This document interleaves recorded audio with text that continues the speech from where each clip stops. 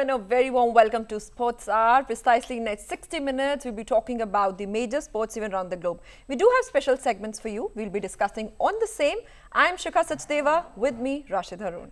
Thank you so much. स्वागत है आप सभी का स्पोर्ट्स आर के नए अवतार में। तो लगातार हमारा स्पोर्ट्स आर का ये नया अवतार डेवलपमेंट करता जा रहा है, विकास करता जा रहा है और आज भी कई सारे सेक्शंस आपके लिए रहेंगे। लेकिन शुरुआती तौर पर देश और दुनिया की सभी खेल खबरों पर एक नजर डालते हैं हमारे स्पोर्ट्स राउंड अप में।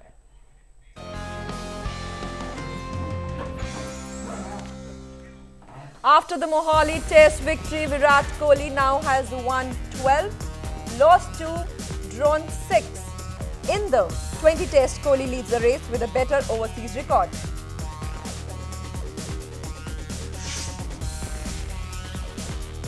Australian cricketer Glenn Maxwell has said his next goal is to win back his place in the Test squad for the series against India.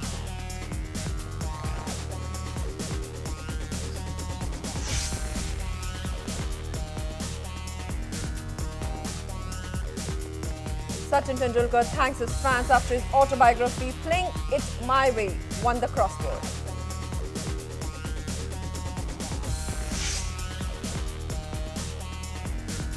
Sachin Tendulkar thanks his fans after his autobiography Playing It My Way won the Crossword Popular Award in the biography category.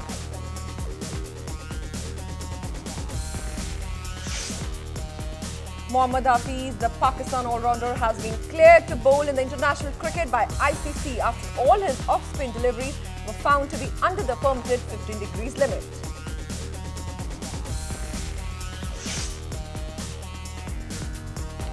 India stormed into 2016 Women's Asia Cup T20 final with crushing 52-run victory over Sri Lanka with the help of fine half-century from Mithali Raj and Ekta Bisht, 3 for 8.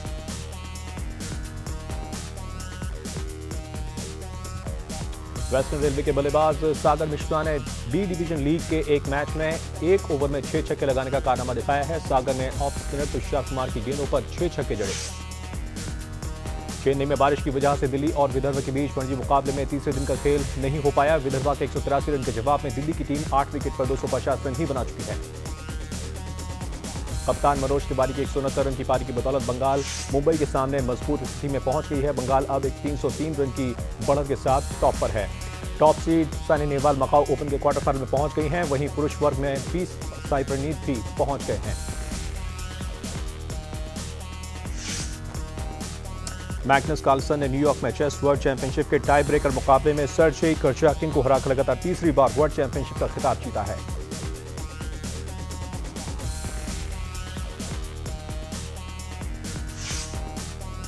Real Madrid cruise into the rounds of 16 of Copa del Rey football, wrapping up a 13-2 victory on aggregate over the Cultural Leonesa FC. Barcelona, however, stumbled to a 1-1 draw against another 3-division side, Hercules. Southampton reached the League Cup semi-finals for the first time in 30 years by beating Arsenal for 2-0 at the Emirates Stadium, London. Edinson Cavani was booked for paying tribute to the Capscom tragedy in Paris Saint-Germain for 2-0 win over Angers, while Nice beat Guingamp to 1-0 to return to the top of the League One. Former defender Gareth Southgate has been appointed as English football manager on a 4-year deal. He becomes the 4th permanent manager of the national team in as many years. Brazil have leapfrogged Germany into second place in the latest FIFA World Ranking, narrowing the gap on the traditional rivals Argentina, who are still the world's top-ranked team.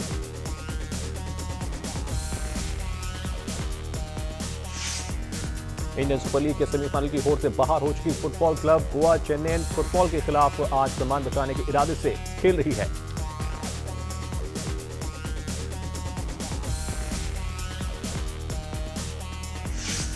Indian super league के एक अन्य मुकाबले में Atletico D Kolkata का मुकाबला football club Pune city से हो रहा है। कोलकाता की टीम पहले ही सेमीफाइनल में जगह बना चुकी है।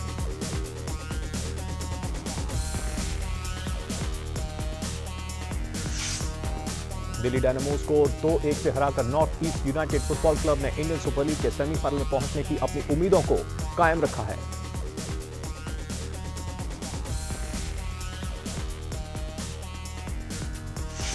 17 दिसंबर को होने वाले प्रो बॉक्सिंग मुकाबले से पहले तंजानिया के मुक्केबाज फ्रांसीसी चैका ने दावा किया है कि वो विजेंदर सिंह के प्रो मुक्केबाजी करियर को खत्म कर देंगे।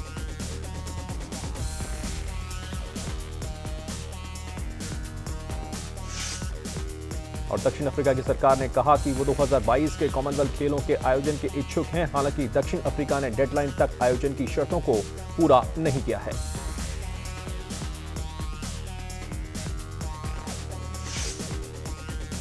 Tiger Woods made 2 eagles in 2 under par 70 under casual scoring on the eve of his return to competitive golf at the World Challenge Championship.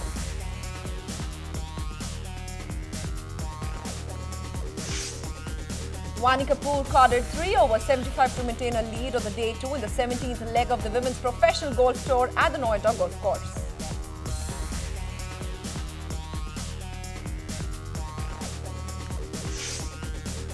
Jyoti Randhawa fired 3 closing birdies for an opening 5 under par 67, grabbing a share of the clubhouse lead with the countryman Mukesh Kumar at the Panasonic Open.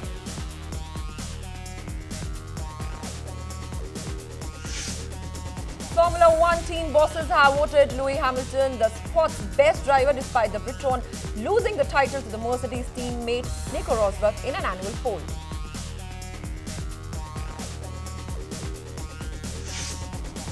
And the Wrestling Federation of India announced the dates of the second edition of the Pro Wrestling League, which has been rescheduled to January 2 to 19th next year.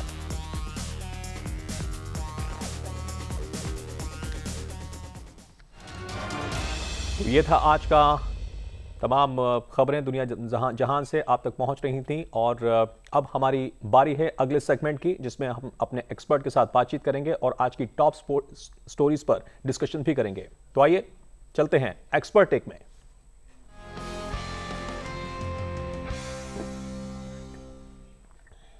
So we start with our special segment, Expert Take. Let me welcome our special guest, Mr. Rupinder Singh, for the discussion. A very warm welcome, sir. Thank you, Shikha. So we'll start with the news from the world of cricket. The win at Mohali was Kohli's 16th successive victory as a captain, a feat which even Dhoni or Ganguly could not manage. It's the third longest unbeaten streak for an Indian captain behind only Sunil Gavaskar, 18 and 17. तो कोहली की कप्तानी की बात हो रही है। रुपिंदर सिंह बहुत ज़बरदस्त फॉर्म में है, बल्लेबाजी को लेकर भी और अपनी कप्तानी को लेकर भी। वो चीज़ हासिल कर ली है शुरुआती 20 टेस्ट मैचेस के अंदर, जो कि महेंद्र सिंह धोनी और सौरव गांगुली तक हासिल नहीं कर पाए। Your take sir. मैं समझता हूँ कप्तान उतना ही काबिल होता है जितना उसकी टीम, और अगर इन तीनों की टीम को कंपेयर किया जाए तो मेरे ख्याल से विराट कोहली सबसे ज़्यादा ब्लेस्ड हैं, क्योंकि अभी सब प्लेयर्स मैच्योर हो रहे हैं। अगर आप देखिए जिस तरह से हमारे नंबर 7, नंबर 8 और नंबर 9 बैट करते हैं। एक ज़माना था जो गावस्कर का खाली नंबर 1 गावस्कर साहब ही बैटिंग करते थे और तो कोई बैटिंग करता ही नहीं था। जितने रन आते थे गावस्कर के ब्लेड से आते थे, या बॉलिंग जितनी होती थी कपिल देव की होती थी। तो ये प्रोग्रेस किया है इंडिया ने, और भारत के लिए ये एक अच्छी निशानी है। और मैं समझता हूँ, कई लोग समझते थे, मैं भी समझता था, कि विराट जिस तरह के स्वभाव के साथ अपना लिटरली अपने इमोशंस को स्लीव पे कैरी करते हैं, परहैप्स वो टीम के लिए अच्छा नहीं होगा। पर टीम इतनी अच्छी है कि उनका स्वभाव उसमें कोई असर नहीं डाल रहा। मेरे हिसाब से टीम बहुत वेल राउंडेड है। अब आप देखिए, इंडिया कहते हैं स्पिनिंग पिचेस पे इंडिया में जीतती है। अभी उनको स्पिनिंग पिच बनाने की ज़रूरत नहीं पड़ी, और स्पिनर तो अच्छे बॉल कर ही रहे हैं क्योंकि कंडीशन लो है और अपोजिंग बैट्समैन स्पिन को अच्छी तरह नहीं खेलते। पर इसके बावजूद जो कंट्रीब्यूशन शम्मी और उमेश यादव कर रहे हैं टीम के, लाजवाब है। जो टीम में नंबर 1 से लेकर नंबर 11 कम कंट्रीब्यूट करता हो, चेतेश्वर पुजारा जैसे कंसिस्टेंट परफॉर्मर हो, और आप भी खुद भी वर्ल्ड के बेस्ट बैट्समैन में, और स्पेशली इंडियन कंडीशंस में इसमें कोई दो राय नहीं है। अभी इंग्लिश कंडीशंस में, साउथ अफ्रीकन कंडीशंस में मैं अपना ओपिनियन थोड़ा रिजर्व रखूंगा जब तक वो परफॉर्म नहीं करेंगे। ठीक है। सबको याद होगा पिछला टाइम जब इंग्लैंड गए थे, बिल्कुल एंडरसन के बनी थे। मेरे ख्याल से 34 उनका हाई स्कोर था, ज़्यादातर caught in slip of James Anderson in his first spell होता था। तो इसलिए थोड़ा सा वक्त देंगे, पर नो डाउट इन इंडिया बादशाह हैं। टीम बहुत अच्छी है, कप्तानी भी उस लेवल की अच्छी कर रहे हैं, पर मेरे हिसाब से कप्तान्स को कंपेयर करना डिफिकल्ट है, टीम्स को कंपेयर करना चाहिए, और परहैप्स ये बेस्ट टीम अवेलेबल है इंडिया की आज के दिन. Then already, you know, 2 wins in the kitty, head up, confidence high. What calls for a victory? Is it the batsman, bowler, fielding, teamwork? Your take? What's the mantra or the for that? aggression of the Kohli? Most people tend to compare, like we were comparing better captain than Dhoni or Gavaskar or Azharuddin. I think the success calls for the comparison, you know. Yeah. So if we are going to compare with 2012, when England came back from being 1 down to beating India 2-1 in India, the only team that has done it in the recent past, a fabulous victory. That victory was based on Alistair Cook's outstanding batting contribution and a very mercurial batsman which people are forgetting, that is Kevin Peterson. That too, batting and the bowling of Graham Swan and Monty Panesar. The two spinners outshone the Indian spinners, and by the way, Ashwin was a member of that team also, but that Ashwin you cannot compare to today's Ashwin. So Ashwin has matured. So same thing while comparing the teams. If you say, no, Ashwin was in Dhoni's team, therefore Virat Kohli is better. No, Ashwin today is much better from what Ashwin was in that 2012 series, and therefore we are making an unfair comparison. Indian team is better. The good thing I like about this team is none of them are bothering to ask for pitches like the ones we made against South Africa, in which finally ICC had to tell the curator of Nagpur that this was a bad pitch. Most matches finished on the 3rd day. Here 2 matches went to the 5th day, the 3rd was finished on the 4th day, but no undue turn was witnessed. So hats off to India's team spirit to not make spinning wickets. And the other good thing that emerged in the 3rd test was, normally people said it depends on who wins the toss. Cook won the toss in the first innings, India was on the mat. India won the toss in the second innings, England were on the losing side. In the 3rd test, England won the toss, and despite that, India beat them. So that is the real reason of celebration for this team. 2006 से लेकर 2016 तक 25 test matches खेले हैं भारत ने अपनी सरजमी पर, और 17 दफा टॉस हारा है और 17 के 17 बार इन्होंने मुकाबले को जीता है. तो ये कहानी क्या बताती है भारतीय टीम के बारे में? यही बताती है कि भारत में तो भारत शेर है लास्ट डेकेड से, है ना. तो इम्पोर्टेंट चीज़ ये है कि रिकी पॉन्टिंग ने एक बहुत अच्छा सजेशन दिया था. क्रिकेट इवॉल्व हो रहा है. अगर साउथ अफ्रीका इंडिया में आके टेस्ट मैच खेलती है, 3 दिन में हार जाती है, तो टेस्ट क्रिकेट को कोई बढ़ावा नहीं मिलता. तो उनका सुझाव ये था, आजकल की क्रिकेट में इंग्लैंड इंडिया ट्रैवल करता है, इंडिया विक्टर हो जाता है. इंडिया इंग्लैंड जाता है, इंग्लैंड विक्टर हो जाता है. जो जहां जाता है वहां जीत जाता है. अभी ऑस्ट्रेलिया आएगी, ऑस्ट्रेलिया का भी चांस नहीं है इंडिया में. तो रिकी पॉन्टिंग का ये सब देखते हुए सुझाव था कि होम वालों को अपनी तरफ की पिच बनाने दो, पर जो विजिटिंग टीम है उनको भी इक्वल करने के लिए टॉस उनको दे दो. उनको डिसाइड करने दो कौन बैटिंग जीतेगा या बैटिंग करेगा या बॉलिंग करेगा. तब देखिए मजा क्या आएगा. जिस तरह और से ये सुझाव मेरे को लगता है बहुत लॉजिकल सा है, और उससे जो मजा आएगा टेस्ट सीरीज में, स्पेशली ऐसे वन साइडेड इनकाउंटर्स में, मेरे ख्याल से बेटर होगा. और वो होती है स्पोर्टिंग स्पिरिट जिसमें मुकाबले होने चाहिए. Absolutely, you know, then eyeing on the 8 December match, you know, few more days to go, how you'll take, what will be the major areas of concern? Though we are enjoying the victory, but will we taste the same flavor ahead as well? Well, the team playing this well augurs very good for India.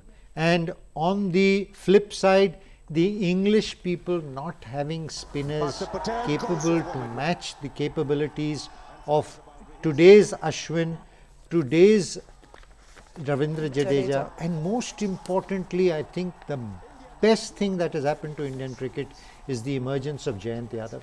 I think they should continue to give the youngsters more and more chances. Under Dhoni's stewardship, I thought he was so settled with his ideas that it was always, you fail someone, bring in Suresh Raina, bring in Ravindra Jadeja. That was all that was being done. Now these youngsters, look at Jayant Yadav, he was playing his first test. Look at his batting, Absolutely. look at his Phenomenal. bowling, look at his Phenomenal. fielding. How was India denying such a boy a chance to play at the highest level? And I can ask this question for many, many more. So it means but the right thankfully choice at the now, right time. you have at the helm, I think the team is brilliant. Because starting from the A captain and the under-19 squad's coach Rahul Dravid, linking with another genius Anil Kumble, linking with the cricketing genius of the present day Virat Kohli, has been the trio that will do wonders for India. And I hope they take up the next challenge, which I'd love to see the Indian team, that is beat England in a test series. For me, that will come. that is the day to savor the victory of Indian cricket. Beat South Africa in South Africa. Beat Australia Australia in in Australia, Australia. I think we can do, because Australian wickets are becoming more like Indian wickets. But the real challenge and test is the day Indian team with the likes of Virat Kohli and Ashwin now being able to bowl good spin without the assistance of the pitch, it is possible for India to do. शिखा ने बात करी कि अगले test match में जो कौन कौन से ऐसे एरियाज होंगे जहां पर कि कप्तान को सोचने की ज़रूरत पड़ेगी।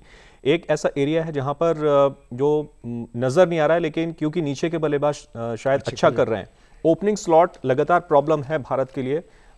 पिछले 37 अगर पारियों की बात करें, जिसमें सर एक शतकी साझेदारी हुई है और 5 अर्धशतकी साझेदारी की है और 6 अलग अलग ओपनर आजमाए हैं मुरली विजय के साथ। और थोड़ा सा इसमें लक का भी सवाल है कि KL राहुल आए थे, मुरली विजय ऑलरेडी बहुत अच्छे बैटिंग कर रहे थे, वो कॉम्बिनेशन कभी बैठ ही नहीं पा रहा, राहुल इंजर्ड हो जा रहे हैं, और अब स्ट्रेंजली राहुल अगर वापस भी आते तो मुरली विजय थोड़ा सा आउट ऑफ फॉर्म नजर आ रहे हैं। And you know, I उधर would like- शिखर धवन भी अब इतना अच्छे फॉर्म में नहीं है, और गौतम गंभीर जिनको दिखाया था और मौका दिया था वो भी इतने अच्छे नहीं कर पा रहे।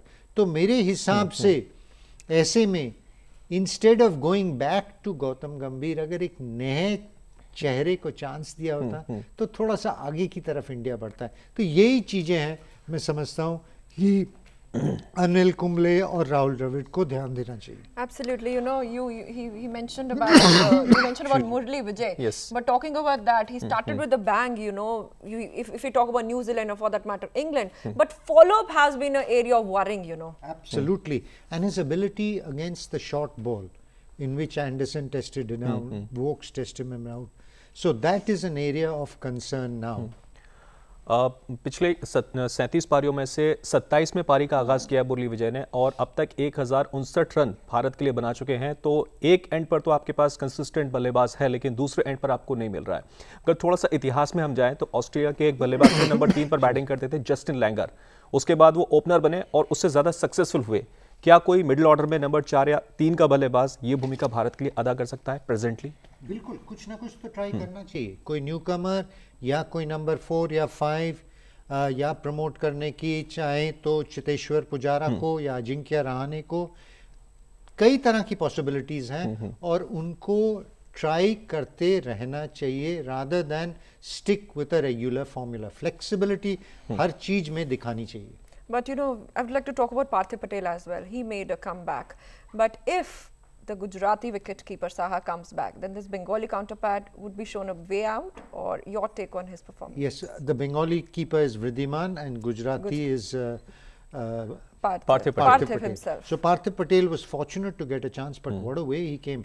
And also opened the eyes to solving that problem of an opening spot. Absolutely. Both innings he was marvelous. Marvelous. Reminded us of the days of Virender Sehwag, who would take the battle to the opposing team right from ball 1. So that's the kind of opener that Rahul can be. So Rahul, unfortunate that he's getting injured. I hope he settles in, and the second slot in fact will be a perfect combination between the very steady Murli Vijay and the very aggressive and stroke playing KL Rahul. So that could solve the problem of India, but I think we've been a little bit unfortunate in their fitness right now. MSK प्रसाद ने clear कर दिया है कि first choice उनकी as a wicket keeper Wriddhiman Saha होंगे। बेशक पार्थिव पटेल ने दोनों इनिंग्स में 42 और 67 किया है, लेकिन first choice and perhaps he is the right man. वो खुद कीपर थे, कीपिंग की इम्पोर्टेंस समझते हैं, और डेफिनेटली जो स्टैंडर्ड है कीपिंग का वृद्धिमान साहा मच बेटर है, और बैटिंग भी लाजवाब करते हैं नंबर 7 पे जब वो आते हैं। तो अगर हमारी ओपनर्स की प्रॉब्लम सॉल्व हो जाए तो probably Wriddhiman Saha is the obvious choice lower on order में, despite the excellence of Parthiv Patel in this test match. So we can say overall the team is on track. We have good bench strength, and any changes or any expectation of the English side? Absolutely, we have everything going for our side. We should be a little bit more flexible, and I think we should be more oriented towards giving the youngsters a chance. Maybe not in a tough series against England, which is a competitive side, but whenever we travel to Zimbabwe or Bangladesh or Sri Lanka or any weak side, that is the time to keep testing and not going with a steadfast formula of what we used to have with say Sachin Tendulkar, सब team में खेल रहा है, बांग्लादेश के साथ 100 century मार रहा है, कोई ज़रूरत नहीं है आगे की सोचो। जयंत यादव जैसे अश्विन को रेस्ट दे दो, जयंत यादव को खिला दो, एक और ऑफ स्पिनर को चांस दे दो, ये सारी फ्लेक्सिबिलिटीज ले आए। और फिर जो मेरा रियल एज अ क्रिटिक उनके लिए एक चैलेंज है, इंग्लैंड में जाके इंग्लैंड को हराओ, साउथ अफ्रीका में जाके साउथ अफ्रीका को हराओ, फॉर दैट मैटर न्यूजीलैंड में जाके न्यूजीलैंड को भी हरवा दो, तब भी मैं मान जाऊंगा कि तुम बहुत अच्छी टीम हो। ठीक बात है। तो विराट कोहली इस वक्त सफलता के रथ पर सवार हैं और शुरुआती 20 टेस्ट मैचेस के अंदर 12 जीत चुके हैं और महेंद्र सिंह धोनी की बराबरी कर ली है। और अगर कंपैरिजन करें इतिहास के अंदर तो स्टीव वॉ ने 15 जीते थे और माइक पियरली ने 14 जीते थे, लिंडसे हैसेट ने 14 जीते थे, रिकी पॉन्टिंग ने 13 टेस्ट मैचेस जीते थे ऐसे कैप्टन शुरुआती 20 टेस्ट मैचेस के अंदर। चलिए इस पर कभी और बात होगी, लेकिन आगे की तरफ बढ़ते हैं और बात करते हैं अब बैडमिंटन की। मकाऊ ओपन में साइना नेहवाल क्वार्टर फाइनल में भले ही पहुंच गई हों, लेकिन लगातार दूसरे मुकाबले में वो अपना पहला गेम हार गई। ऐसे में उनसे खिताब जीतने की कितनी उम्मीदें हैं, इस पर बात करेंगे अपने एक्सपर्ट के साथ। और आपको बता दें कि वर्ल्ड रैंकिंग में पीवी सिंधु 7वें पायदान पर पहुंच गई हैं, जबकि साइना नेहवाल का स्थान 10वां है। All right, so they're all news, eyeing upon the performance of the shuttler Saina. Absence of Sindhu will be obviously beneficial for Saina. Your take? Absolutely, absence of Sindhu and other top players is giving Saina Nehwal an opportunity. It's very tough to expect a girl to recover from that knee operation so soon and come into tough competition against the likes of, say, Sindhu's current form, or Sai Su Ying, or Carolina Marin for that matter. So it is in the interest of India and in the interest of Saina Nehwal that the competition is not so stiff in Macau. Also, the hindsight of it, Sindhu withdrawing is also beneficial to India. I think so many back-to-back things would have made it very difficult for the girl. And since the Olympics, every match she plays, everyone is expecting her to win. It's a bit tough on a newcomer who's just got used to it, but what a performance that she's coming up with. And I hope she's done the right thing. I feel she's done the right thing by withdrawing from Macau and concentrating on the destination Dubai final. That is the match that is going to come up, which unfortunately up to now Saina will be missing out on. ये चर्चा चलती रहेगी। एक खबर बीच में ये भी उठी है कि जो विश्व बॉडी है बैडमिंटन की, वो एक तरह का एक्सपेरिमेंट करना चाहते हैं पॉइंट्स को लेकर। 5 गेम्स का मुकाबला चाहते हैं, लेकिन जो साइना नेहवाल के कोच हैं उन्होंने इससे अग्री नहीं किया है। तो आपका टेक इस पर क्या है सर? अब देखिए, आज का ज़माने में सब कुछ एंटरटेनमेंट और स्पेक्टेटर्स और टेलीविज़न को प्लीज़ करने के लिए है, और इसको देखते हुए अभी आपने देखा होगा एडलेड में दिन रात का टेस्ट मैच हुआ पिंक बॉल के साथ, ताकि लोग रात को अपने ऑफिस से काम करके आके टेस्ट मैच देखे, नहीं तो कोई देख ही नहीं रहा। आप इंडिया को देख लो, कहते हैं रिलीजन है, कोई टेस्ट मैच में कोई लड़का नहीं आ रहा, बच्चों को पकड़ पकड़ के ला रहे और कह रहे टेस्ट मैच देखो। और ये उस स्पोर्ट का हाल है जो इंडिया कहती है रिलीजन है, तो और स्पोर्टों का क्या हाल होगा? तो इसीलिए इसको नज़रअंदाज रखते हुए परहैप्स बैडमिंटन फेडरेशन ये सोच रहा है कि हम गेम को फास्टर करें। दूसरी बहुत अच्छी टेक्निकल बात इसमें यह है कि 11 पॉइंट तक सारे इंटरेस्ट सबका लगा रहेगा, प्लेयर का भी, क्योंकि कभी भी वो जीत सकता है। जब 21 का होता है और अगर 11-3 की लीड हो जाती है तो नेक्स्ट 10 पॉइंट में किसी को देखने का मजा नहीं आता। ठीक है। तो ये सब चीजें लिहाज में रखते हुए उन्होंने रेकमेंड किया है, और जहां तक मैं पढ़ सकता हूं इकोनॉमिक्स ज्यादा इंपॉर्टेंट है गेम से। T20 आज के दिन में टेस्ट क्रिकेट से ज्यादा इंपॉर्टेंट है। आप और मैं बेशक कहें कि टेस्ट क्रिकेट ही रियल क्रिकेट है, दुनिया आपके साथ अभी के टाइम में जुड़ेगी नहीं। अभी के टाइम में आगे बढ़ने की जरूरत है, इवॉल्व होने की जरूरत है, और परहैप्स वो ही अल्टीमेटली प्रिवेल करेगा, चाहे विमल कुमार ने उसको क्रिटिसाइज किया। It's actually the speed and the pace which demands the thrills. आपने देखा हॉकी में 2 होते थे 35 मिनट में, इंडिया कहीं भी नहीं था। 2 इंडियाज एडवांटेज, पहले बहुत कहा उन्होंने ग्रास से एस्ट्रोटर्फ, खाली यूरोपियन एडवांटेज हो गया, अब तो बिल्कुल इंडियन एडवांटेज हो गया।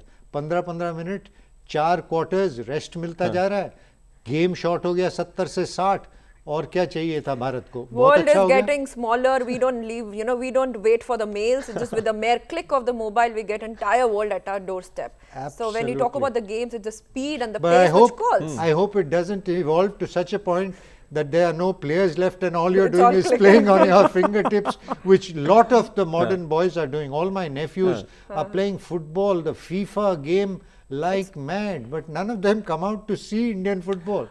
विमल कुमार ने यह भी मेंशन किया कि जो कम फिटनेस के प्लेयर्स होंगे उनके लिए ज़्यादा मुफीद होगा, 11 पॉइंट का गेम है और आसानी के साथ जीत सकते हैं। और ये चीज़ें क्या भारतीय प्लेयर्स की हर एक गेम के अंदर, जैसा कि लीग्स में हो रहा है, तो उनको ध्यान में रखते हुए बनाई जानी है। कम फिटनेस लेवल है तो इस तरीके की लीग स्टार्ट की जाए और परिवर्तन किया जाए नियमों के अंदर और फ़ायदा हो भारतीय प्लेयर्स को। नहीं, मैं नहीं समझता इसलिए किया जा रहा है। मैं समझता हूँ कि सबको ज़्यादा चांस मिलेगा और कंपटीशन उतना बढ़ेगा और गेम में उतना इंटरेस्ट रहेगा throughout the short game of 11 points as oppose to a big game of 21 points, जो मुझे नजर आ रहा है इनकी रीजनिंग है। And of course most important, television viewers और टेलीविजन राइट्स फीस, वहीं से सब कुछ डिसाइड होता है। तो विमल कुमार और कोचों की या प्लेयरों की बात लास्ट में मेरे ख्याल से नहीं सुनाई देगी टेलीविजन राइट्स में जो पैसा दे रहा है खेल को, क्योंकि आज के दुनिया में जो खेल टेलीविजन में है वो ही खेल है। इंडिया में क्यों क्रिकेट सबसे ज्यादा पॉपुलर है? क्योंकि वही टेलीविजन में ज्यादा दिखाया जाता है और कोई गेम नहीं। अब बैडमिंटन उभर के आ रही है, तो बैडमिंटन को अपने सक्सेस से थोड़ा सा आगे पुश करने का चाहत हो रही है और उस चाहत में ये चेंजेस सजेस्ट किए। शिखा, 21 पॉइंट का गेम होता है और अब 11 पॉइंट का हो जाएगा। अगर ऐसा हुआ तो कई बार हम देखते हैं कि भाई ये गेम होने वाला है, तब तक टीवी ऑन करते हैं, गेम ही खत्म हो जाता है। अब तो और उससे शॉर्टर टाइम में खत्म होगा, पर उसको बेस्ट ऑफ 5 सेट्स खेला जाएगा, तो उसीलिए ये ड्यूरेशन मिलेगा, फास्टर पेस मिलेगा और इंटरेस्ट लेवल्स कभी वेन नहीं होंगे। Absolutely. So along with the speed and the pace, it's actually the victory and the glory that calls for the laurels. Moving ahead to the world of soccer. In a do-or-die battle at home, Northeast United FC kept their slim chances of the semi-final berth alive by upsetting in form Delhi Dynamos for 2-1 in an Indian Super League match.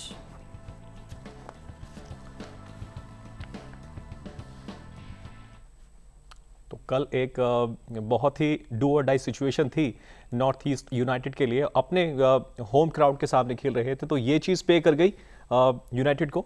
हाँ, मैं समझता हूँ 2 advantages थे। एक तो north east अपने home crowd के साथ खेल रहा था और बहुत अच्छे सपोर्टर्स हैं। नॉर्थ ईस्ट बहुत अच्छा डेवलप हो रहा है, भारत के फुटबॉल के लिए ये बहुत अच्छी देन हो रही है रिसेंट पास्ट में। और दूसरी बात ये थी, दिल्ली डायनामोज ऑलरेडी क्वालिफाइड है, तो कंप्लेसेंट थी। तो ये दोनों फैक्टर्स मिला के हंगर ज़्यादा था, सपोर्ट ज़्यादा था, मोर और लेस लॉजिकली लग रहा था कि नॉर्थ ईस्ट यूनाइटेड ही जीतेगा, क्योंकि दिल्ली डायनामोज अपने आप को प्रिजर्व करेगा सेमीफाइनल के लिए। इसके बाद नॉकआउट आएगा, वहाँ दम लगाएंगे। और वो थोड़े से रिलैक्स थे, वो ऑल आउट जा रहे थे। अभी भी उनको रास्ता तय करना है, अभी वो श्योर नहीं है। दिल्ली डायनामोज श्योर हैं और मुंबई श्योर है और एथलेटिको कोलकाता श्योर है। अदर टीम्स स्ट्रगल कर रही हैं to get that 4th position to qualify for the semi-finals. So we can say actually the success or the failure, losing or winning, didn't make any much difference for Delhi. But overall, talking about ISL, having more of the Indian we should have more of the Indian players as compared to the foreigners one. As of now, we have more of the foreign participants. Right. It began as a big glamour thing, as you know. Very big names were called in, but most of those big names were past their prime. And slowly but steadily over the years, people have realized to call players at the age of 40 who had played well in 2010, if they are not playing well today, is not good. 2 or 3 of the marquee players are getting injured after a match or two and going away. And that is not adding to the quality at the top, which was expected to happen. At the bottom, the most important thing is Indian players should benefit. And 2 of the top coaches, Zico, the legendary Brazilian, and Steve Coppell, the coach of the Kerala Blasters, have come out openly to say that we should restrict the number of foreigners playing. There should be more Indians in the league. As it is, the league is a short one, so they are not benefiting. In fact, the FIFA president also came here and said the I-League is the main league. That is a league which is run over 9 months, in which so many matches are played. Therefore, that is the one that should get predominance. So, in this mix-up, neither ISL nor I-League nor Indian football is making progress. But the one shining light is the emergence of players from Northeast, the young players, and the English coach that is coaching the Indian team. But shouldn't we be seeing more of India playing than the clubs playing? That is my question as an Indian. Satyan Singh ने कल पहला गोल किया और offensive football खेलिए North East United ने। अब अगला उनका मुकाबला है केरला ब्लास्टर्स के अगेंस्ट सैटरडे को। तो इस परफॉर्मेंस के बेसिस पर सैटरडे की तैयारी कैसी लगती है आपको? इस परफॉर्मेंस और केरला ब्लास्टर्स की पुअर परफॉर्मेंस दोनों को मिला के लगता है कि north East United on cards है कि वो ही जीत पाएगा। अगर मुझे बेट करना होगा तो मैं ब्लाइंड भी बेट कर सकता हूँ, नॉर्थ ईस्ट यूनाइटेड ही जीतेगा ये मैच। और अपने चांस, क्योंकि उनके पास हंगर भी है, क्योंकि वो क्वालिफाई करना चाहते हैं मैक्सिमम पॉइंट्स लेके, मैक्सिमम गोल डिफरेंस देके, ताकि अगर कोई ड्रॉ हो गया उनका पॉइंट्स पे तो गोल डिफरेंस में कम से कम वो आगे रहें। तो वो ऑल आउट जाएंगे, उनके पास हंगर है। केरला ब्लास्टर्स के पास फॉर्म नहीं है, तो सब कुछ नॉर्थ ईस्ट के फेवर में है कि जीतेंगे, कितने गोल से जीतेंगे ये देखने वाली बात है। So with your blind bet, we say that Northeast already qualified. Delhi has already qualified, being at number 3. Yes. Now, how you see the future picture? The future picture, I feel the best 4 teams are the 3 that have qualified and Northeast United. So genuinely, I feel for the sake of that region and for the sake of their contribution they are making to Indian football, that is the minimum thing that should happen. The Northeast should continue to make progress in this tournament and reach the semi-finals along with Kolkata, Mumbai, which has played exceedingly well, and Delhi, which has been the real shining star in this tournament. ठीक है, तो north East United ने कल का अपना मुकाबला जीत लिया और अपनी उम्मीदों को जिंदा रखा है प्लेऑफ में पहुंचने की, सेमीफाइनल में पहुंचने की। बहुत ऑफेंसिव फुटबॉल खेली कल और उनके सत्यन सिंह ने जो पहला गोल किया, दिल्ली उससे पार नहीं पा सकी। मुबारकबाद नॉर्थ ईस्ट यूनाइटेड को। वक्त है छोटे से ब्रेक का। स्पोर्ट्स आवर में लौटेंगे और बात करेंगे ग्राउंड जीरो पर एक और स्पेशल स्टोरी की। छोटे से ब्रेक के बाद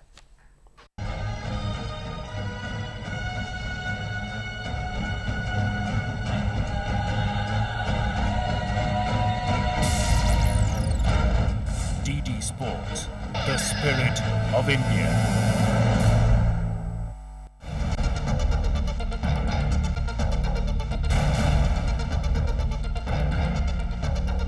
हिंदुस्तान की शान है हम में दम। हर मुश्किल का सामना करने का जज्बा रखते हैं हम। लो आ रहे हैं हम। Only on DD Sports. Only on DD Sports. सिर्फ DD Sports पर। Only on DD Sports. देखते रहिए। देखते रहिए। देखते रहिए। देखते रहिए।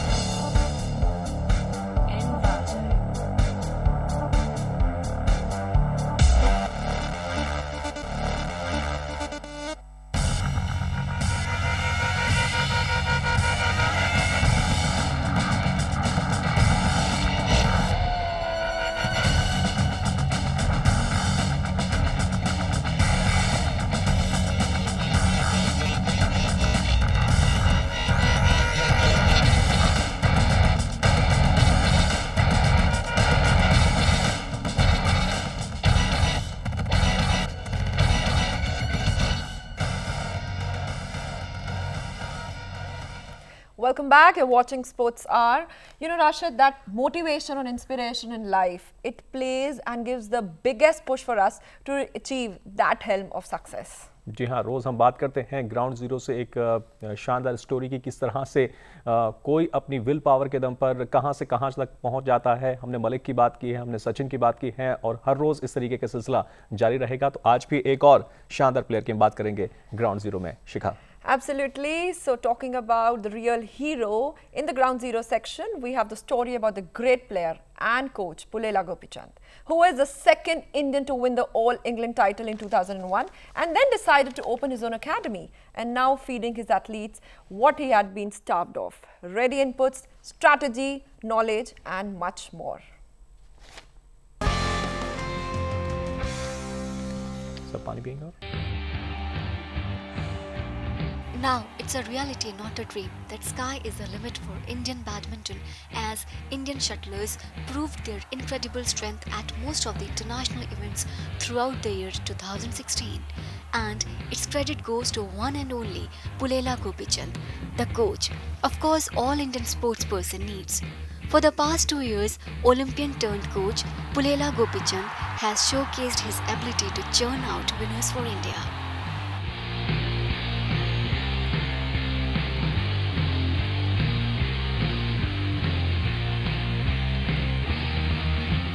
Born in 1973, Gopichand was self-taught and determined at the sport.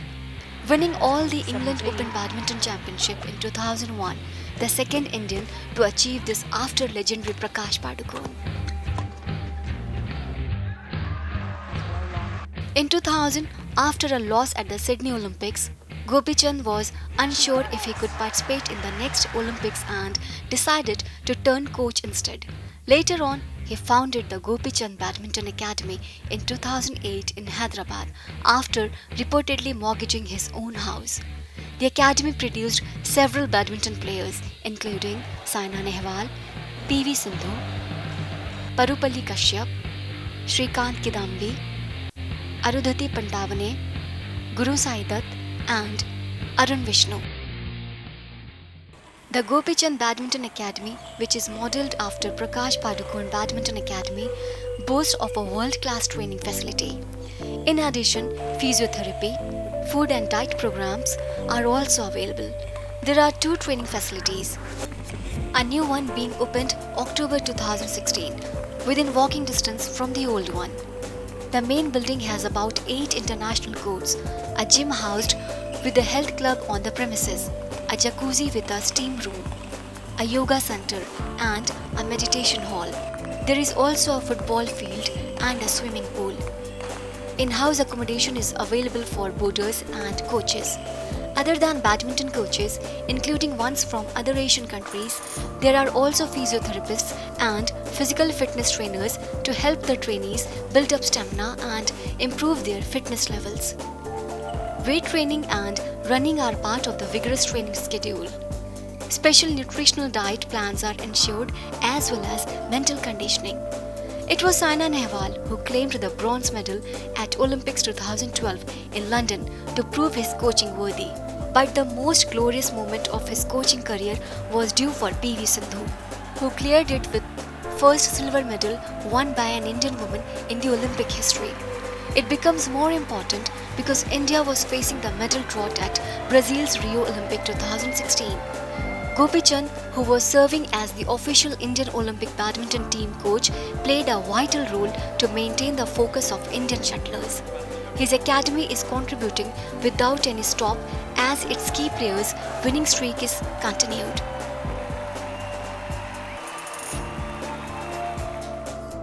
Sameer Verma has come a long way from a Gopichand Academy trainee to be the Hong Kong Open finalist recently, while PV Sindhu, who won China Open this month, her first Super Series title, also lost in the final, but it is not less than an achievement. No one can claim to have as much influence in Indian badminton or one sport across the spectrum as Gopi does. And there's a good reason for him to have that influence. For his outstanding achievements, he received the Arjuna Award in 1999 and the subsequent Dronacharya Award in 2009. In 2014, he was awarded India's third highest civilian award, the Padam Bhushan.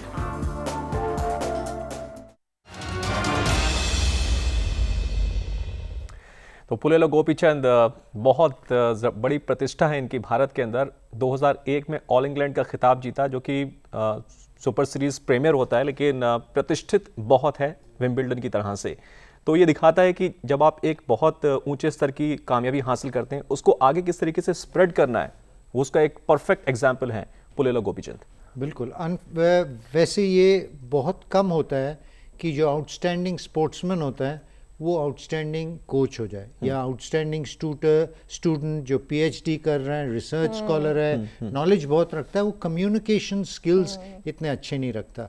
पर पुलेला गोपीचंद में ये exception है और भारत के लिए बहुत बड़ी बात है। दूसरी इम्पोर्टेंट चीज़ है, गोपीचंद को ना हो एक्सपीरियंस है टॉप लेवल का, उनको पैशन है सिखाने का, और तीसरी चीज़ वो यंग एज पे टॉप क्लास स्पोर्ट्समैन को पा रहे हैं, जिसके रिजल्ट से ये आउटस्टैंडिंग कंट्रीब्यूशन हो जाता है। चौथी चीज़, वो थोड़ा ओपन माइंड रखते हैं, ये नहीं कि मैं बैडमिंटन सिखा सकता हूँ तो I am the be all और the end all. Physical training experts, nutrition experts, सब तरह के एक्सपर्ट्स की inputs at the youth level वो ला के बच्चों को दे रहे हैं, as a result of which आगे बढ़ पाते हैं। बहुत बढ़िया। अब नॉर्मली प्रॉब्लम यह है कि इंडिया में हम जैसे बड़े हो रहे थे, हमारे मदर फादर को तो कुछ नहीं पता था न्यूट्रिशन के बारे की, क्या खिलाना है, हमारा बच्चा भाग रहा है या कुछ, सो हमारी डाइट भी वही होती थी जो नॉर्मल होती थी। अब एकेडमी में पुलेला गोपीचंद के हाथ में 12 साल 13 साल की 14 साल की उम्र पे पढ़ने से अगले 6 और 8 साल में जो ऑल राउंड कंट्रीब्यूशन हो रहा है डेवलपमेंट में, वो बहुत बेहतरीन है। सिंपल सी बात है, ये ऑल राउंड कंट्रीब्यूशन करना ज़रूरी है और यूथ लेवल पे। अब इसको कंपेयर करिए हमारे फॉर एग्जांपल हॉकी से। हमारे एक्सपर्ट कोचेस आते हैं और इंडियन ए टीम को खाली सिखाते हैं। अरे इंडियन ए टीम सीख के एक लेवल तक ही जा सकती है, जो वर्ल्ड बीटर है उसको हमें 14 साल से सिखाना है। Absolutely. कब तुम जागोगे और कब हॉकी में 14 साल के बच्चों को वर्ल्ड क्लास कोच दोगे, उसी दिन इंडिया वर्ल्ड क्लास बन जाएगा। पुलेला गोपीचंद ने एम्पली डेमोन्स्ट्रेट कर दिया। अभी भी अगर द पावर्स टू बी उस बात को समझ नहीं पा रहे हैं, मैं नहीं समझता हूँ। बच्चे are the most important potential in India. China से कम नहीं है, पर उन बच्चों को इनपुट हम क्या दे रहे हैं, ठीक है, वहाँ प्रॉब्लम हो रही है। गोपीचंद वो इनपुट ठीक दे रहे हैं और देखिए रिजल्ट क्या है। 2 कंसेक्यूटिव ओलंपिक्स में पहले ब्रॉन्ज और फिर सिल्वर, और बड़ी बात नहीं है अगले साल वो इल्यूसिव गोल्ड भी आ जाए। I think you wrapped up everything, you know. So that means nurturing and giving the right training at the bud stage, you know, so that they turn out to be a blooming, beautiful flowers. Absolutely. And the results is, as you rightly mentioned, we see the phenomenal performances by his key players. Absolutely. And the realization that you and your ego is not important. You only know a certain amount. Gopichand accepts that. He puts in the badminton inputs, the technical inputs, but he takes the expert advice of the nutritionist, the physical fitness chap, and the meditation and the yoga, and completely prepares. But you know, his academy is in the south of India. Same Yes. is with Prakash as well. Yes, I so think I think Prakash- there's a great hunger in the north side for that matter of the country. Absolutely. Remember, Sameer Verma and his brother Saurabh Verma come from Dhar in Madhya Pradesh. They also had to travel to Hyderabad in order to show their mettle. Now, this is the problem that Indian sport is probably facing. We are not taking the sport to the children. We are expecting the children to reach Hyderabad. Why don't we have hundreds of schools, maybe not as good as Pulela, but at least aim for it? Hundreds of schools is perhaps we will give to the children. Like the big brands opening their franchises throughout the country. It should be same with the learning institutes as well. Absolutely. And as a result, then we can start to expect and demand, why is Indian sport not doing well? Now we have no right. We are giving nothing to the children at the elementary level. We are giving them very good English education. They are all You, me, all of us are speaking very good English. We can match the Englishmen. We can take them on. We teach them very good medicine. They match the medical experts of the world. We give them very good economics. They are the best accountants. We give them very good management skills to the children. They are the top managers of Google, Pepsi, whatever in the world. So that is what you give, you will reap. You are not giving the Indian sportsmen and women enough. You gave them one Gopi Chand. He has given you 2 Olympic medals. And a big country like India giving only one good coach, perhaps 2 in the form of Prakash Padukone and Vimal Kumar, that is not sufficient. And like you rightly said, what about the whole of the rest of the country which is not in South India? Pullela Gopichand as a coach बहुत ज़बरदस्त कर रहे हैं और एक time पे player भी थे, तो इनके कोच भी कोई थे, मोहम्मद आरिफ की मैं बात कर रहा हूँ, उनके बारे में कुछ कहेंगे? एब्सोल्युटली, ट्रेडिशन वहीं से आया है और ये हैदराबाद का बहुत बढ़िया ट्रेडिशन रहा है और सब स्पोर्ट में रहा है। अगर आप फुटबॉल में देखिए, आज के दिन 1956 में if I am not mistaken Indian team एक ओलंपिक के सेमीफाइनल में पहुंची थी। क्वार्टर फाइनल में ऑस्ट्रेलिया को 2-1 से पराजित किया था और उसके कोच थे रहीम साहब और आउटस्टैंडिंग कोच, और कई आंध्र प्रदेश के प्लेयर्स थे और ऑफ कोर्स कोलकाता के थे शंभू बैनर्जी और महाराष्ट्र के थे नेवल डिसूजा जिसने गोल मारे थे और ऑस्ट्रेलिया ने जापान को हराया था। और आज के दिन में जापान खेल रहा है वर्ल्ड कप और भारत है 157-137 पे।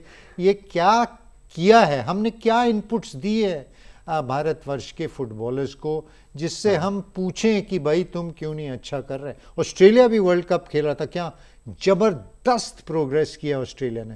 और 56 में मेलबर्न में उनके क्रिकेट ग्राउंड में इंडिया की फुटबॉल टीम में, आज के ज़माने का कोई लड़का तो जानता भी नहीं होगा ये कहानी, है ना। तो ये है भारत का प्रोग्रेस रिपोर्ट जो थोड़ा सा मेरे को स्पोर्ट्स में डिजमल लगता है। एक कंट्रोवर्सी भी हुई थी, हालांकि हमारा कोई मकसद नहीं है उस बात को रेज करने का। विमल कुमार भी उसके बाद आए हैं और विमल कुमार उस कंट्रोवर्सी के बाद एकदम से अपराइट हो गए as a coach. So controversies भी कई बार आपके लिए बेहतर चीज़ें निकाल कर लेकर आती हैं। हाँ, ये बात सही है कि डिफरेंट स्टेजेस में अब सेना को पाला पोसा बड़ा किया गोपी चंद ने, कहीं ना कहीं क्योंकि वो इतने पॉपुलर कोच हैं और 15-20 लोग आगे साइना को उस स्टेज ऑफ डेवलपमेंट में थोड़ा सा इलीटिस्ट फील था और उनको चाहिए था एक पर्टिकुलर अटेंशन और वो स्पेस फिल किया विमल कुमार और प्रकाश पाडुकोने ने। बहुत अच्छी बात है कि प्लेयर भी ग्रो करे और इंडिपेंडेंटली डिसीजन ले, ये नहीं कि गुरु ही सब कुछ है। एक ये 2-वे प्रोसेस है। ये भारत में अनफॉर्चुनेटली लोग सोचते हैं पेरेंट मैं हूं तो मेरी बात ही बच्चा मानेगा। जी जी, अगर सही बात बच्चा बोल रहा है तो हम क्यों ना माने। और सिमिलरली अगर प्लेयर सही बात बोल रहा है तो हम क्यों ना माने। So as we wrap up about Gopi, you know, the right person, the learned, experienced and ready for changes. Right person at the right time, available for children at the right age, which other sports unfortunately in India are not doing. A perfect example to take the cue from. तो ये है Olympic के अंदर medal आ चुके हैं और ये है ट्रेंड भारत के अंदर इस वक्त बैडमिंटन का शिकार, लेकिन स्पोर्ट्स आर का ट्रेंड कुछ और है। All right, so moving ahead to our other special segment, that's now it's time for trending sports news. Indian cricketer Yuvraj Singh, who tied the knot with the Bollywood actress Hazel Keech on last night, was trending on the social platform. Have a look on other trending stories.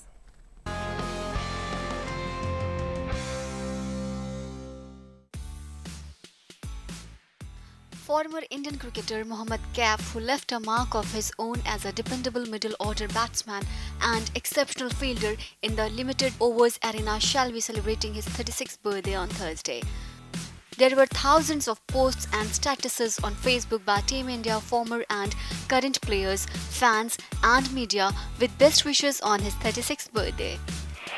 India's 2011 World Cup hero Yuvraj Singh, who tied knot with Bollywood actress Hazel Keech on 30th November, was trending on Facebook with about more than 26,000 posts and status updates wishing the couple happy married life.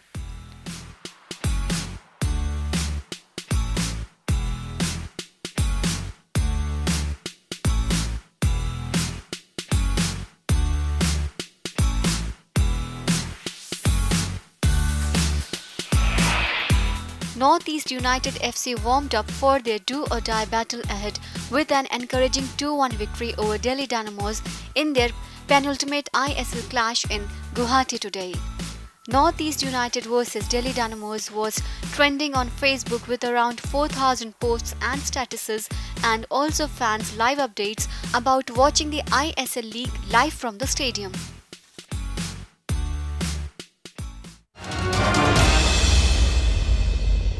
तो पूरे social media पे ये सब कुछ खेलों की बातें हो रही हैं, लेकिन अब हम चलते हैं अपने नेक्स्ट सेगमेंट की ओर, जिसका नाम है मेमोरी लेन, जिसमें आज हम बात करेंगे एक सुपरनैचुरल धावक की और क्या नाता है डॉन ब्रैडमैन का 1 दिसंबर से। इसके साथ ही उन क्रिकेटर्स पर भी नजर डालेंगे जिनका जन्म आज के दिन हुआ था।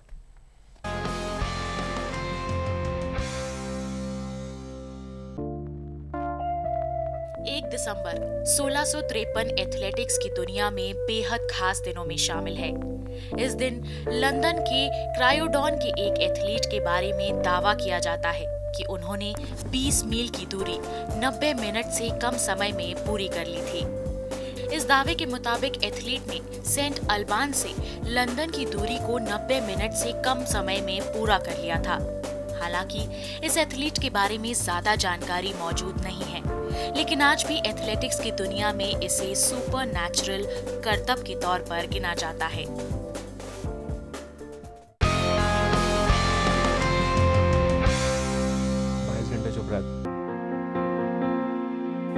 1 दिसंबर 1947 को ब्रिस्बेन में भारत में ऑस्ट्रेलिया के बीच ब्रिस्बेन टेस्ट का तीसरा दिन था।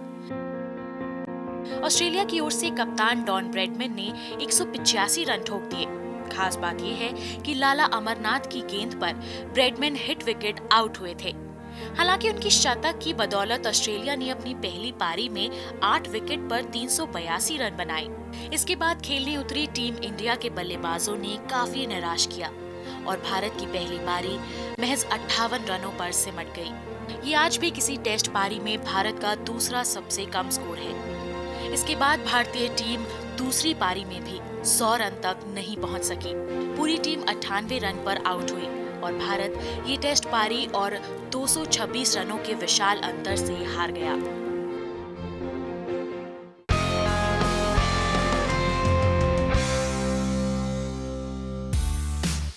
दक्षिण अफ्रीका के ऑलराउंडर लांस क्लूजनर ने 1 दिसंबर को ही अपने टेस्ट डेब्यू को शानदार बनाया था। उन्होंने भारत के खिलाफ कोलकाता के ईडन गार्डन में अपना टेस्ट डेब्यू 27 नवंबर को किया था। केवल पहली पारी में उन्हें बल्लेबाजी का मौका मिला और इसमें क्लूजनर ने महज 10 रन बनाए। बतौर गेंदबाज पहली पारी में उन्हें कोई कामयाबी नहीं मिली, लेकिन भारत की दूसरी पारी में वे मैच विजेता गेंदबाज बनकर उभरे। क्लूजनर ने दूसरी पारी में 64 रन देकर 8 विकेट चटकाए। उनकी शानदार गेंदबाजी की बदौलत दक्षिण अफ्रीका ने ये टेस्ट 329 रन के विशाल अंतर से जीत लिया। लांस क्लूजनर ने दक्षिण अफ्रीका की ओर से 49 टेस्ट खेले और इनमें उन्होंने कुल 80 विकेट चटकाए। वहीं बल्लेबाजी में क्लूजनर ने 4 शतकों के साथ 1906 रन बनाए।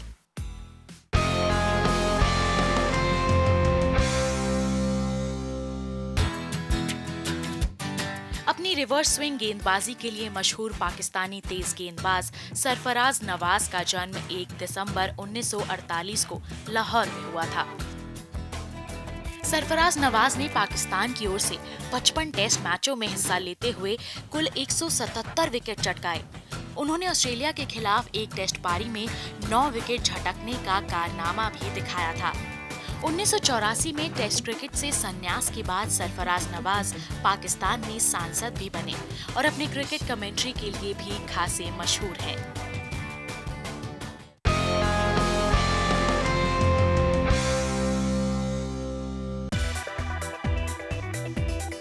श्रीलंका के बेहतरीन कप्तानों में शुमार अर्जुन राणातुंगा का जन्म 1 दिसंबर 1963 को कोलंबो में हुआ था। राणातुंगा ने श्रीलंका की ओर से 93 टेस्ट मैच और 269 वनडे मैचों में हिस्सा लिया। टेस्ट में जहां उनके नाम 5000 से ज्यादा रन दर्ज हैं, वहीं वनडे क्रिकेट में उन्होंने 7000 से ज्यादा रन बनाए। राणातुंगा उपयोगी गेंदबाज के तौर पर भी कामयाब रहे। वनडे में उन्होंने कुल 79 विकेट चटकाए, जबकि टेस्ट क्रिकेट में 16 विकेट उनके नाम हैं। अर्जुन राणा तुंगा की कप्तानी में श्रीलंका 1996 का वर्ल्ड कप खिताब जीतने में कामयाब रही।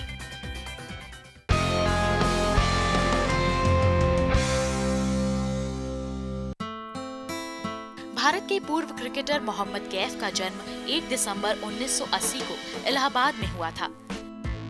पहले उन्होंने भारत की ओर से अंडर 19 टीम में कमाल दिखाया और बाद में नेशनल टीम में शामिल हुए। हालांकि कैफ का करियर बहुत चमकदार नहीं रहा। उन्होंने भारत की ओर से कुल 13 टेस्ट मैच खेले। वहीं उन्हें भारत की ओर से 125 वनडे मैच खेलने का मौका मिला।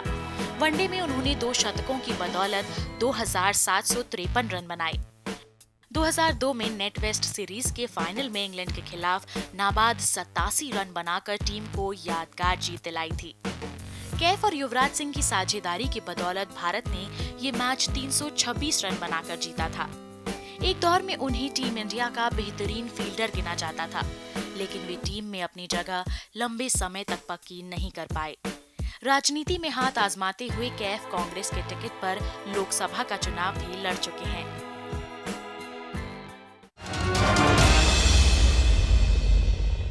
So that's nostalgic, reliving those glorious moments. On that note, I would like to thank our special guest for all the discussion. Thank you very much, Mr. Singh. Thank you, Shikha. धन्यवाद Rashid.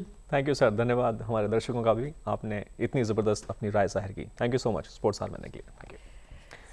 So for all the more sports updates, follow us on various social networking sites, facebook.com. You can catch us on Facebook as well.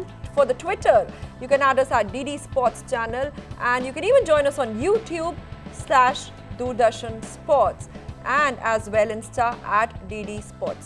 And if you missed this show, so through that you can join us. But if you missed this show, then you may also enjoy the show at 12 midnight and 7 AM next morning. You can also watch Sportsar at our YouTube channel, as we have just rightly showed to you. Yes.